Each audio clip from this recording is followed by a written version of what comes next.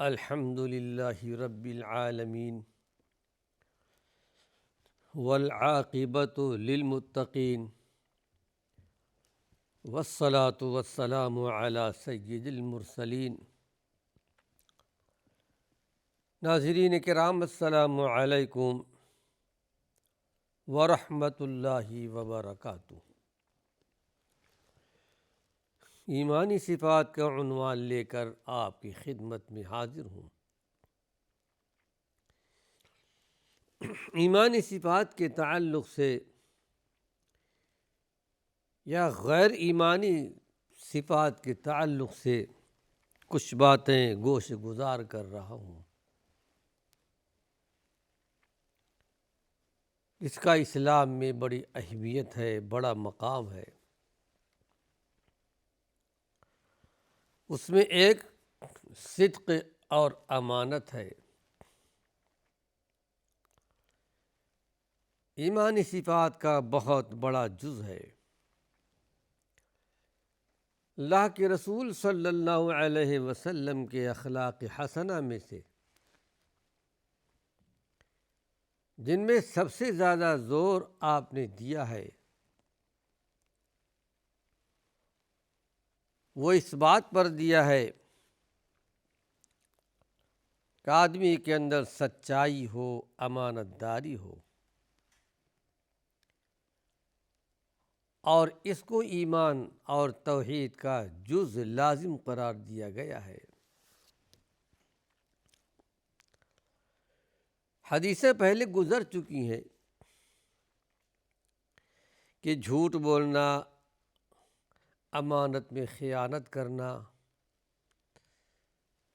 عہد کو توڑنا، حقیقت میں یہ سب نفاق میں داخل ہے، اور جن کے اندر یہ ساری چیزیں پائی جائیں وہ پکا منافق ہے۔ آئیے اللہ کے پیارے پیغمبر محمد صلی اللہ علیہ وسلم کی ہدایات کیا ہیں؟ سچائی اور امانت کے بارے میں، اور حقیقت تو یہ ہے کہ مومن جھوٹ بولنے کا عادی نہیں ہوتا۔ ایک روایت آپ کے سامنے پیش کر رہا ہوں، عبداللہ بن مسعود رضی اللہ عنہ کی، جس کو روایت کیا ہے امام بخاری رحمۃ اللہ علیہ نے اور امام مسلم رحمۃ اللہ علیہ نے۔ بڑے مقدس صحابی ہیں اور السابقون الاولون میں سے تھے۔ خود بیان کرتے ہیں کہ میں جب اللہ کے پیارے پیغمبر نے اسلام کی توحید کی دعوت پیش کی، میں چھٹا آدمی ہوں جو ایمان لے آیا، اور بڑے مثالی مومن تھے۔ اپنے قریبوں کے لیے، رشتہ داروں کے لیے یا کسی کے لیے بھی اگر غلط ہوں تو طرفداری نہیں کیا کرتے تھے، جیسا کہ آج ہمارے معاشرے میں ایسا سب کچھ ہو رہا ہے۔ لیکن وہ ایمان سمجھتے تھے، دین سمجھتے تھے، توحید سمجھتے تھے، قرآن کو سمجھتے تھے۔ کسے باشد کوئی بھی ہو، سچی گواہی دی جائے، اگرچہ قریبی رشتہ دار ہی کیوں نہ ہو۔ اسلام کے ذریعے سے انہوں نے، عبداللہ بن مسعود رضی اللہ عنہ نے ترقی چاہی، امن و امان، اور اللہ رب العالمین نے ان کو امن و امان دیا تھا۔ اللہ پر توکل تھا، اللہ پر بھروسہ تھا، اور اللہ رب العالمین نے ان کو ضائع نہیں کیا۔ کہا کرتے تھے عبداللہ بن مسعود رضی اللہ عنہ کہ اللہ کے پیارے پیغمبر محمد صلی اللہ علیہ وسلم سے ہم 10 آیات سیکھ لیتے، اس پر عمل کرتے، اس کے بعد دوسری آیات ہم آپ سے سیکھتے تھے۔ اللہ کے رسول صلی اللہ علیہ وسلم کے بعد سب سے پہلے جس نے مشرکین مکہ کے سامنے علی العنان قرآن پڑھا تھا وہ حضرت عبداللہ بن مسعود رضی اللہ عنہ ہیں۔ بڑے فضائل ہیں آپ کے۔ حدیث شریف میں آتا ہے کہ ایک مرتبہ عبداللہ بن مسعود رضی اللہ عنہ کہتے ہیں کہ میں بکریاں چرا رہا تھا، اللہ کے رسول صلی اللہ علیہ وسلم تشریف لائے، آپ کے ساتھ صدیق اکبر بھی تھے۔ یہ مکے کا واقعہ ہے۔ آپ نے ارشاد فرمایا کہ اے جوان، یعنی عبداللہ بن مسعود،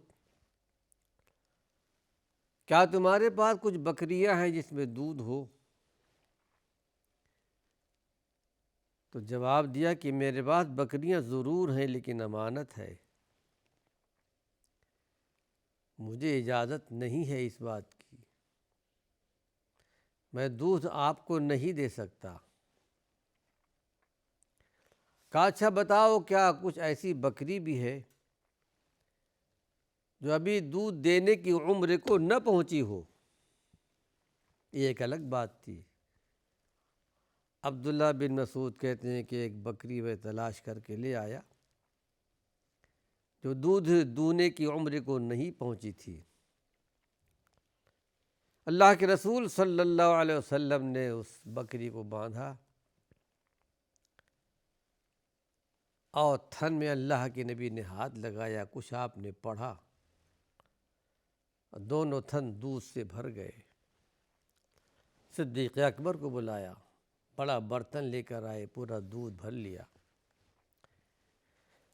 صدیق اکبر نے پیا، مجھے پلایا اور اللہ کے پیارے پیغمبر نے خود پیا۔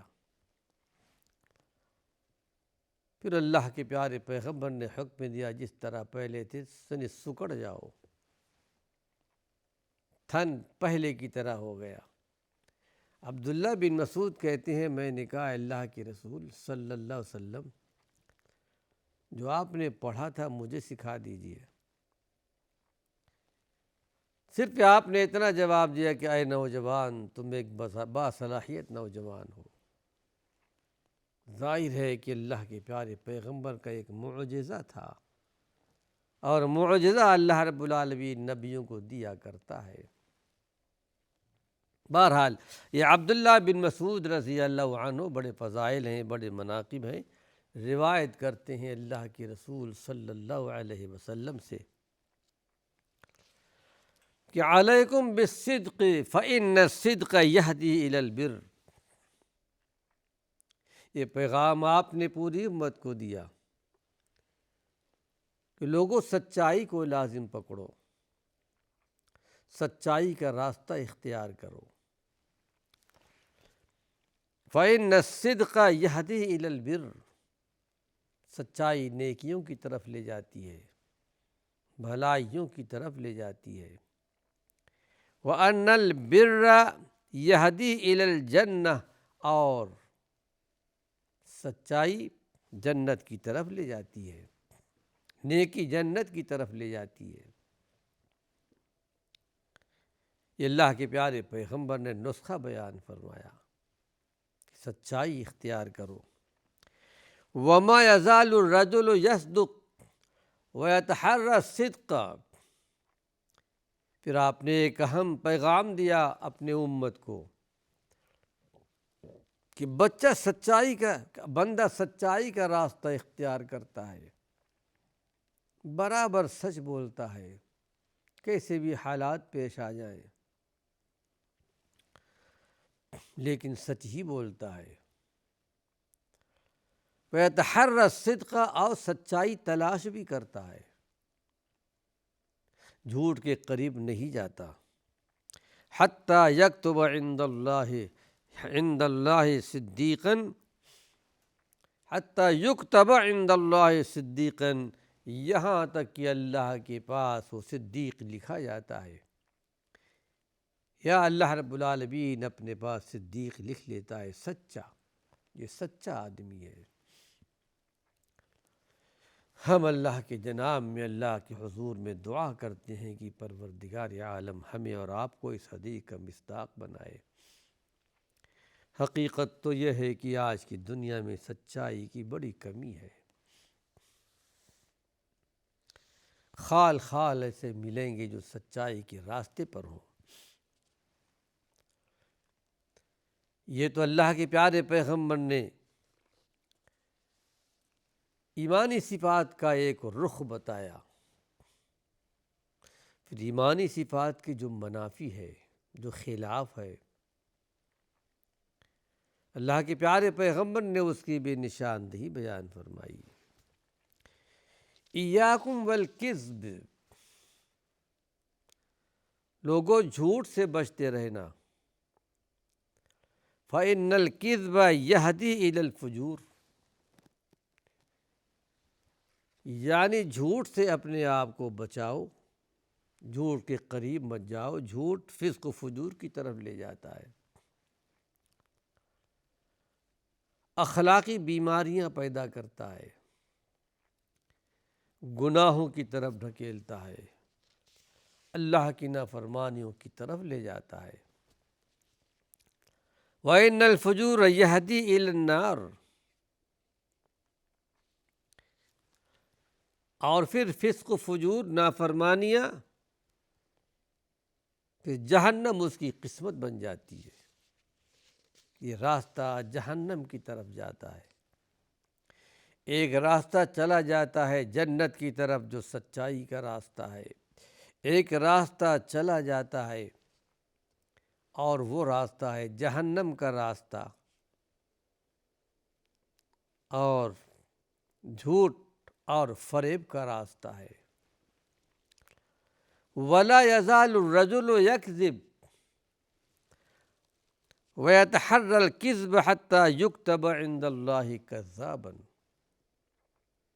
برابر آدمی جھوٹ بولتا رہتا ہے، جھوٹ بولتا رہتا ہے،